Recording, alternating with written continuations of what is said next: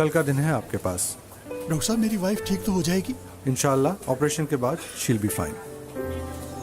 अब क्या होगा? जब अपनों ने हाथ बढ़ाया। पापा मेरी एडवांस सैलरी का लोन अप्रूव हो गया है। बेटा लोन? अम्मी ने भी तो अपना गोल्ड रखवा कर लोन लिया था मेरी एजुकेशन के लिए। इन्हीं अपनों ने साथ निभाया। नेशनल बैंक आपको जिंदगी के किसी मोड़ पर अकेला नहीं छोड़ता। NBP एडवांस सैलरी लोन से हासिल कीजिए 20 लाख तक की फाइनेंसिंग, तेज तरीन प्रोसेसिंग, कम तरीन markup. National bank of Pakistan, कौम का अपना बैंक। हालात बदलने का वादा। इंशाल्लाह पाकिस्तान को अगले 10 सालों में हम एशियन टाइगर बना सकते हैं। गरीबों की हालत बेहतर करने का अज़्म। रिश्वत और करप्शन का खात्मा। मेरिट पर होगा हर काम। इंसाफ पर मबनी माशरे का क़याम।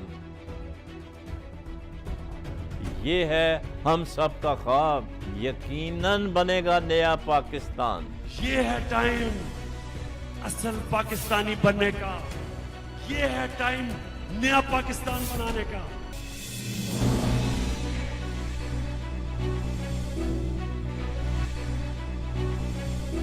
Welcome back. ब्रेक पे जाने से पहले मुबशर मीर साहब से बात हो रही थी कि ये इस्लाहात के हवाले से बात हो रही थी। अब बात ये है कि उसके ऊपर हमने काफ़ी बात कर ली। हमारे कुछ दो चार हमने जो शुरू में इंट्रो में पॉइंट डिस्कस किए थे उसके ऊपर भी बात करेंगे।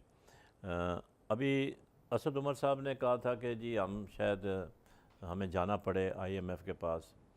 वज़ीर साहब ने जो बयान दिया उसमें ये कहा है कि शायद हमें ना जाना पड़े।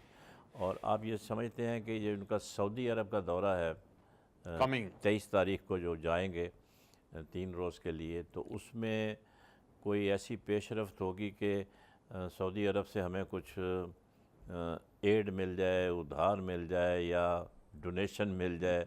कम से कम 4-5 अरब रुपए अगर मिल जाते हैं डॉलर्स, तो फिर इसका मतलब ये होगा कि हमें फिर वाकई IMF के पास नहीं जाना पड़ेगा।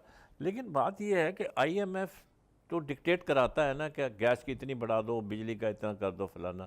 लेकिन अभी हम IMF गए नहीं, लेकिन बिजली गैस की चीज़ें तो रेट जो है बढ़ रहे हैं। इसमें मैं थोड़ी सी मेरा ख्याल है थोड़ा रियलिज्म की तरफ जाना चाहिए। ठीक है। रियलिज्म क्या है भट्ट साहब के कहते हैं कि जो चीज़ें नेचुरली चल रही होती हैं, अगर वो नेचुरल चेंज के साथ आप चलें तो फिर मेरा ख्याल है आप अपनी आवाम को भी तकलीफ़ नहीं देते और सिस्टम जो है ना वो एक्सेप्ट भी हो जाती है। मसलन गैस की प्राइस की आपने बात की, तो गैस के बारे में बेशक नवाज शरीफ साहब ने क्या किया हुआ था कि अपने दौर में जो गैस की कीमत बढ़ रही थी, मसलन आप गैस की डिस्ट्रीब्यूशन के आपके 2 इदारे हैं, एक नॉर्दर्न है, एक सदर्न है, ठीक है। अब ये था कि उनके जो अखराजात हो रहे थे, उनके ऊपर जो बर्डन आ रहा था वो दिन ब दिन उसका बढ़ता जा रहा था। अच्छा, होना क्या चाहिए कि जिस वक्त आपको आप महंगी गैस ख़रीद रहे हैं और आप सस्ती दे रहे हैं आवाम को, तो इसका आप सब्सिडाइज़ कर रहे हैं। अगर आप सब्सिडीज जब देते हैं, किसी भी शोबे में दें, बिजली में दे रहे हैं आप, गैस में दे रहे हैं या किसी और शोबे में आप अगर सब्सिडी देते हैं, तो इसका मतलब है कि आपके पास कहीं और से इनफ मनी आनी चाहिए। या तो आपकी टैक्सेशन इतनी अच्छी हो कि आपके पास पैसे उधर से आ रहे हों और आप पब्लिक को रिलीफ दे दें, इट्स ओके, जैसे कि दुनिया के और मुल्कों में है। मैं आपको एग्जांपल दे देता हूं कि मसलन फूड के ऊपर बड़ी सब्सिडीज हैं यूरोप, अमेरिका में। बहुत बिल्कुल जब आप भी जाते हैं बाहर तो आप देखते हैं यार चीजें बड़ी सस्ती हैं। इसका मतलब है कि वो वहां पे सब्सिडीज है कि वो गवर्नमेंट सब्सिडी देती है। या मेट्रोस में आप बैठते हैं वहां पे, या उसमें अंडरग्राउंड रेलवे में बैठते हैं, तो वो सस्ता टिकट मिलता है आपको, लेकिन उनको महंगा पड़ता है। लेकिन वो क्या करते हैं कि उनके पास टैक्सेशन इतनी अच्छी है कि वो पैसे वहां से पूरे कर देते हैं। इवन भट्ट साहब, क्या आपको पता है कि यूरोप अमेरिका के अंदर पार्किंग फीस कितनी है? बहुत ज्यादा है। एक घंटे के हिसाब से $8-9 या इस तरह करके फीस है। सही है। तो इसका मतलब कि पाकिस्तान में अगर आप सब्सिडाइज दे रहे हैं चीजें अपने अवाम को, ठीक है, बिल्कुल मिलनी चाहिए, गैस सस्ती मिले या बिजली सस्ती मिले, पेट्रोल सस्ता मिले, अदरवाइज खाने पीने की चीजें सस्ती हों, तो फिर आप अपना टैक्सेशन इतना अच्छा करें कि आप वो पैसे उधर से पूरे कर लें। पाकिस्तान में ये हुआ है कि हम आसानी ढूंढी हुई है, FBR ने, हुकूमतों ने।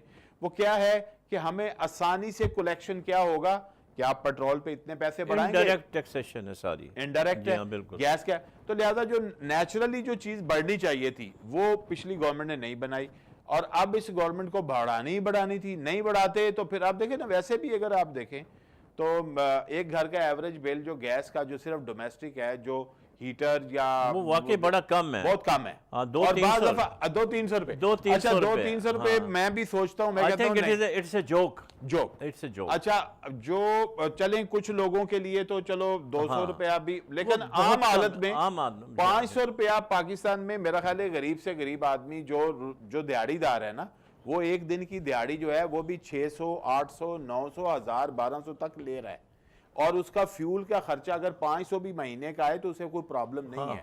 लेकिन यहाँ नहीं हो रहा, इसका मैं तो अभी समझता हूँ कि जो बढ़ाए गए हैं ना, साहब जिस तरह से इन्होंने टीवी की फीस बढ़ाई हुई है, 50 रुपए शायद कर दी है, पहले 30 रुपए वो जो बिल में लग के जो बिल में लग के आती है, हालांकि वो गलत है, लेकिन यह है कि वो चल रही है। वो इसलिए है कि आप स्टेट टीवी को सपोर्ट कर रहे हैं। इसी तरीके से, हाँ, इसी तरीके से आप ये जो है 500 रुपए जो मिनिमम जो बिल गैस का बिल होना चाहिए, अगर वो 500 अगर आप 500 कर दे कोई फर्क नहीं है, तो उससे कोई फर्क नहीं पड़ता, बिल्कुल सही। तो लिहाजा ये था कि अननेचुरली आपने रोका हुआ था, अब आपके ऊपर बर्डन आ गया, अब आपको बढ़ाना पड़ा, अब वो इनके खाते में पड़ गया कि आपको जो है वो, हमें तो पिछले दौर में भी ये लग रहा था कि जो चीजें अननेचुरल, जैसे रुपए की कीमत है, रुपए की कीमत को भी आपके पास जो है वो डीवैल्यू होना चाहिए था। असल में पता क्या है सर, मैं बताऊं आपको, हमारे यहाँ सियासतदान जो है ना, वो चीप पॉपुलैरिटी के लिए ना बुलंद बांग लंबे लंबे दावे करते हैं। ये बात भी सही है। असूली तौर पर होना ये चाहिए, you never give the deadlines कि ये फलानी तारीख तक ये काम हो जाएगा, कब भी डेडलाइन ना दें। आपको याद है, आपको राजा परवेज अशरफ याद है? बिल्कुल, हाँ, जिनके ऊपर बड़ा ये इल्जाम था, वो कहते थे फलां तारीख को लोड शेडिंग खत्म, बिल्कुल, फिर वो नहीं होता था, फिर वो नहीं होता था। दूसरा आप ये कभी ना कहेंगे जी हम जब आएंगे इकतदार में आएंगे तो हम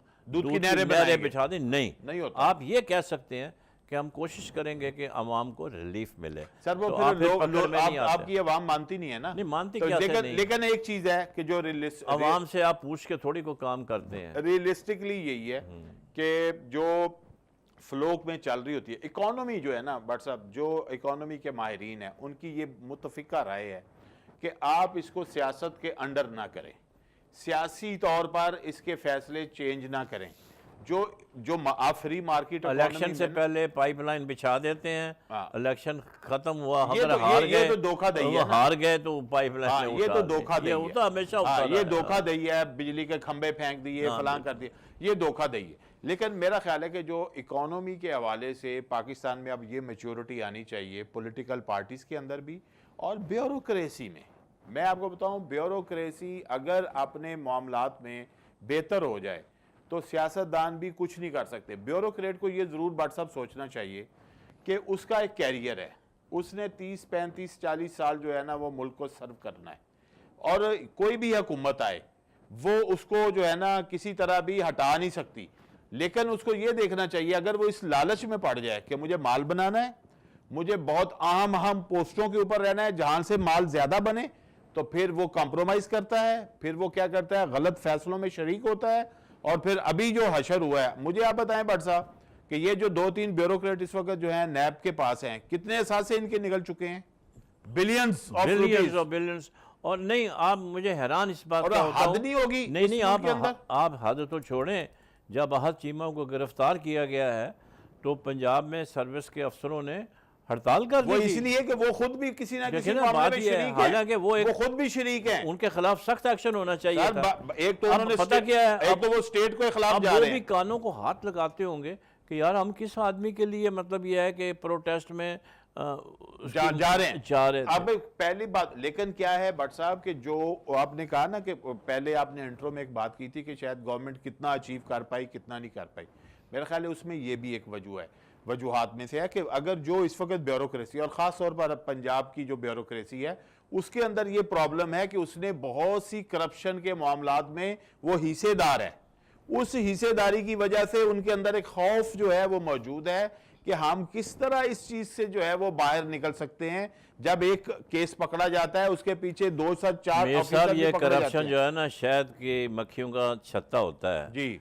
आपने हाथ डाला नहीं और आप एक से एक लिंक बनता जाता है, बनता जाता है क्योंकि सारे एक दूसरे से जुड़े हुए हैं। सारे जुड़े तो लिहाजा जो एक खौफ की फजा अगर हो सकती है तो वो इस वजह से है। मेरा ख्याल है कि ज्यादा नहीं, बहुत से लोग ईमानदार भी हैं, बहुत से लोग ईमानदार भी हैं, बहुत से लोग जो हैं उन्होंने माल नहीं भी बनाया होगा, और ऐसे लोग होंगे जिनको उर्फे आम में कहते हैं खुड्डे लाइन लगाना, उनको खुड्डे लाइन लगाया गया होगा कि वो उसमें शरीक नहीं होते होंगे। इस वक्त पीटीआई की हुकूमत को चाहिए कि ऐसे लोगों को सामने लाए, जिन लोगों को पिछले गवर्नमेंट के दौर में उनको खुड्डे लाइन इसलिए लगाया गया कि वो शरीक देखें ना, नहीं हुए। बात सुने, प्रॉब्लम यह है कि वो कोलिशन गवर्नमेंट है, वो तिनकों के ऊपर बैठी हुई है, वो रोज थ्रेट लेकिन मेरा ख्याल है भट्ट साहब अभी ऐसा कुछ नहीं होगा। नहीं, अभी मैं आपको बताऊं, अभी ऐसा कुछ नहीं, फौरी तौर पर तो खतरा नहीं है, लेकिन वो तलवार लटकती रहेगी। नहीं, कुछ नहीं होगा। अभी मैं आपको बताऊं, फौरी तौर पर कुछ नहीं होगा, 1 साल तक भी कुछ नहीं होगा। कम से कम गवर्नमेंट को ये चाहिए कि जो सख्त फैसले लेने हैं शुरू में ले ले। ये 100 दिनों की जो बात है ना, इन 100 दिनों में कर जाए, जैसे उन्होंने प्राइस का मुश्किल फैसले लिए, इसी तरह वो ले लेने चाहिए। और सेकंड बात ये है कि अपने जो प्रोग्राम देने हैं, जो पॉलिसीज देनी है, उनमें थोड़ा सा क्विकनेस लाएं, उसमें बहुत से डिले ना करें और बार बार फैसलों को तब्दील ना करें। मेरा ख्याल है उससे तासुर उनके लिए और ये जो असासे बेचने का इनका प्लान है, ये बिल्कुल ना बेचें, इनको रिवाइव करें, जो रिवाइव हो सकते हैं उनको रिवाइव करें। अभी बहुत ही रियलिस्टिकली बात ये है बिल्कुल कि कुछ इदारों में प्राइवेटाइजेशन का अमल इस तरह होना चाहिए कि आप स्टॉक मार्केट के थ्रू बेशक उनको जो है ना फ्लोट करें और उनके शेयर्स जो है पब्लिक में बेचें, पब्लिक को इन्वॉल्व करें, और पब्लिक से जो है वो फिर जो है वो पैसा जो है ना वो आपको मिल सकता है। पब्लिक के पास पैसा किसी न किसी अंदाज से मौजूद है। इसके अलावा जैसे आपने घरों की स्कीम लेकर आए हैं, इसी तरह प्राइवेटाइजेशन का अमल जो है वो स्टॉक मार्केट के थ्रू करना चाहिए, जिससे आवाम से पैसा जो है ना वो जमा हो सकता है। यही 2-3 ऐसे रास्ते हैं जिनसे इकोनॉमी जो है वो घेर अप हो सकती है। कल वजीर इत्तलात जो है वो ब्रीफिंग दे रहे थे जी, NFC अवार्ड जो है सूबों की कटौती की कर रहे हैं क्योंकि वो फाटा के एरिया में उनको थोड़ा फंड्स रिलीफ देना है उनको। लेकिन बात सवाल ये पैदा होता है कि इस तरह के काम करने से पहले सूबों को एतमाद में लेना ज़रूरी है। उनसे पहले आप डिस्कस करते, उनको ये व्यू पॉइंट देते कि भाई ये हमारी रिक्वायरमेंट है और इसमें सेंटर भी अपना हिस्सा डालेगी, तो आप लोगों से भी गुजारिश है कि आप भी हिस्सा डालें, क्योंकि 18वीं तरमीम के बाद आप सूबों के पास राइट ज़्यादा है, उनके पास ज़्यादा। अच्छा, इसमें भट्ट साहब आपको याद है मुश्तरका मफादात कौंसिल का इजलास हुआ था? हाँ, हुआ तो ये था। चीज़ वही उसके लिए फोरम मौजूद है जी बिल्कुल। अगर उसी में ही उसको जो है अप्रूव कर लिया जाए तो मेरा ख्याल है ज़्यादा बेहतर होता है। हाँ, बजाय इसके कि मतलब अभी अगर आप एक अनाउंसमेंट के साथ करेंगे तो उस पर रेजिस्टेंस आएगी, खासतौर पर जो आएगी वो सूबा सिंध से आएगी, क्योंकि वहाँ पे पीपल्स पार्टी की हुकूमत है जो कि उनके साथ अलाई नहीं। लेकिन यह है कि इसमें जरूरी है कि आप किसी की भी हो, लेकिन फैसला ये फैसला मुश्तरका मफादात कौंसिल उनका ऑब्जेक्शन जो है वो वैलिड है। वो मतलब वो अल्टीमेटली दे में एग्री टू इट, वो एक अलग इशू है, लेकिन उसका तरीकाकार जो है वो गलत है। उसका फोरम ही कॉमन इंटरेस्ट की कौंसिल है, CCI था, उसमें उनको करना चाहिए था। वज़ीर आज़म का सऊदी अरब का दौरा जैसे हमने जिक्र किया सर, उसमें आप बताएं कि क्या वो कामयाब हो जाएंगे पैसा लाने में? एक चीज़ तो ये है कि जो मेरी समझ आती है एक तालिब इल्म की हैसियत से, मैं समझता हूँ कि जिस वक्त ये गवर्नमेंट आई है, जो इसको चैलेंजेस थे उसमें ज़्यादा पैसा जमा करना, खासतौर पे बैलेंस ऑफ पेमेंट के लिए सबसे बड़ा इशू था, तो उसमें इनके पास मल्टीपल ऑप्शन यही थे। उसमें IMF भी था और है भी, तो उसमें यह था कि जी अच्छा कुछ दोस्त मुल्क हैं, उनमें खास पे सऊदी अरब भी है, चाइना भी है, अच्छा हमें इनसे रिलीफ मिल सकता है, या हमें डेफर पेमेंट के ऊपर जो आपने बात की वो ऑयल मिल सकता है। फिर अगर कोई और भी एनर्जी के सोर्सेज हैं, जैसे ईरान के पास गैस है, वो कह रहे हैं कि ले लें या बार्टर पे ले लें, लेकिन अभी तक हम उस तरफ नहीं जा रहे। और फिर उसके बाद आप मिडल ईस्ट के साथ इस तरह इंगेज हैं कि आपके बहुत से पाकिस्तानी वहाँ पे काम करते हैं, उनकी रेमिटेंस आती है बहुत बड़ी तादाद में, वो आपको डबल करने की आप दावा भी कर रहे हैं कि हम अच्छा सिस्टम करके उनको बढ़ा लेंगे, तो वो आपको एक बड़ा जो है ना समझ लें वो एरिया ऐसा है कि जहाँ पे आप मुश्किल फैसले में आपकी डिले हो रही है। अब साथ साथ आपने IMF का भी गुफ्तगू शुरू की हुई थी और साथ साथ ये भी चल रहा था, अभी तक कहीं से मैच्योरिटी जो है वो होती हुई नज़र नहीं आई थी। पहले तो ये लगा कि सऊदी अरब वाला मामला डन हो गया जो लास्ट विजिट हुआ था, लेकिन मेरा ख्याल कुछ चीज़ें थी जो अभी तय नहीं हुई थी।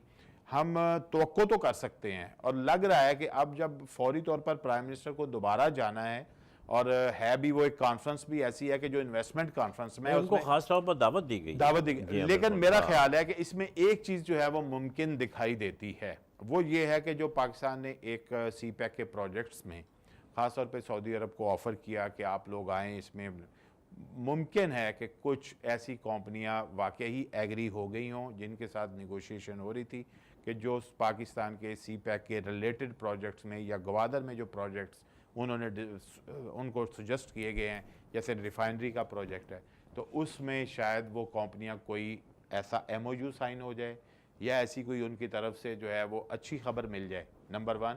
नंबर 2 जो है, जो डेफर्ड पेमेंट की आपने बात की थी, उसके बारे में तो काफ़ी हद तक खबरें हैं कि वहाँ से एक एग्री हैं, वो देने को तैयार हैं।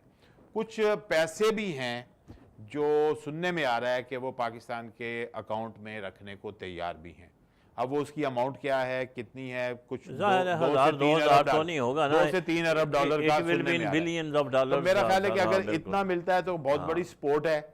और अगर इसके बावजूद भी अगर IMF के पास से कुछ जाना भी पड़ता है कुछ हवाले से, तो वो भी यही होगा कि आपका कुछ डिसिप्लिन जो है वो मेरा ख्याल है मेंटेन हो वैसे जाएगा, उससे भी बेहतर मीर साहब एक बात तो मैं बताऊं आपको, अभी हम पिछले 70 साल से IMF के ऊपर हम उसके शिकंजे में फंसे हुए हैं और हर हुकूमत वहाँ जाती है, चाहे वो फ़ौज की हुकूमत थी या सिविल हुकूमत थी। I think now the time has come कि we should try to stand our own feet.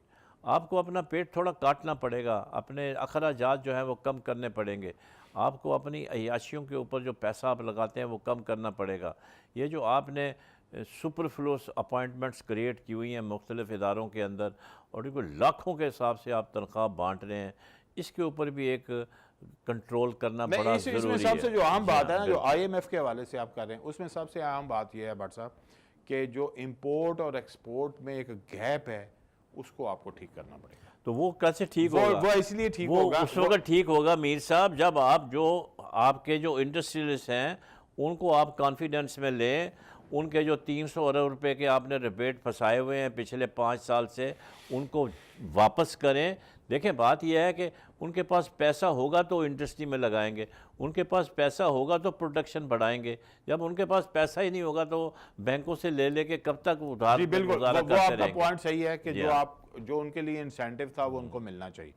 दूसरी बात यह है कि जो ख़ास तौर पे ये गैप है उसमें क्या है कि आपकी जो कॉस्ट ऑफ डूइंग बिजनेस थी वो बढ़ी हुई थी, उसको आपने किसी अभी हद भी तक- बढ़ी हुई है, हाँ, आपने वो कम थोड़ी की है। लेकिन आपने वो एक रिलीफ दिया है ना गैस का, हाँ। जो जिससे टेक्सटाइल की इंडस्ट्री जो है वो वापस हो अब रही मेरा है। ख्याल है इस पॉइंट को अटेंड करें क्योंकि FPCCI का डेलीगेशन अभी हाल ही में मिलकर परसों आए, मिलकर मिलकर आया आए, है प्राइम business मिनिस्टर community साहब मिलके आई से, है। और उन्होंने प्राइम मिनिस्टर ने वादा किया है कि मैं आप लोगों के साथ आपके मसाइल हल करूंगा और मिल के चलेंगे, क्योंकि आप लोग सनत की रीढ़ की हड्डी जी, है। बिल्कुल, तो मेरा ख्याल है कि एक बड़ी पॉजिटिव अप्रोच है। एक तो वो चीज़ है कि आप उसको किस तरह करें, दूसरा एक और है कि जो इंपोर्ट्स हैं उसमें कुछ ड्यूटीज अभी लगाई गई हैं, तो कुछ ऐसी बट सब इंपोर्ट है जिनको अवॉइड किया जाए। आपने बड़ी अच्छी बात कर दी, मुझे याद आ गई, मैं आ रहा था तो मुझे लोग कहने लगे ये पॉइंट ज़रूर रेस करें। सर आपने देखा होगा कि कारों की कीमतों में अचानक इजाफा हो गया है, 2-2 लाख 3-3 लाख।